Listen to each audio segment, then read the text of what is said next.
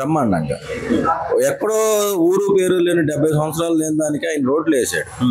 అది అభివృద్ధి కదా, అది పంచాయతీరాజ్ వ్యవస్థకు సంబంధించింది కదా.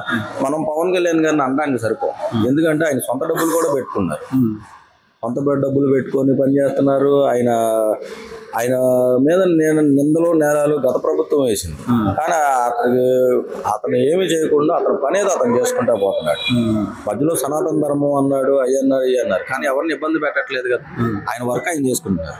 ఇప్పుడు రోడ్లు పరిశీలించి మరీ వేస్తున్నాడు, వేయట్లేదు అంటారా? కానీ ఆయన మాటలు పడుతూనే ఉన్నారు సార్. ఇప్పుడు ఆయన కార్పొరేటర్కి ఎక్కువ, ఎమ్మెల్యేకి తక్కువ అని చెప్పి ఇంకా మాటలు పడుతూనే ఉన్నారు. ఇప్పుడు ఆయన ఏంటంటే, జగన్ గారు ఏంటంటే నిజంగా తెలిసి మాట్లాడుతున్నారా తెలియదు. ఆయన ఎక్స్ సీఎం, దానికి తోడు సీఎం గారు కొడుకు, అన్నిటికన్నా ముఖ్యంగా రాజశేఖర రెడ్డి గారిని చూసే జగన్ గారిని చాలా మంది చూశారు. మేము కూడా 2009లోనే ఆ ప్రాంతంలోనే మేము జగన్ గారికే సపోర్ట్ చేసాం.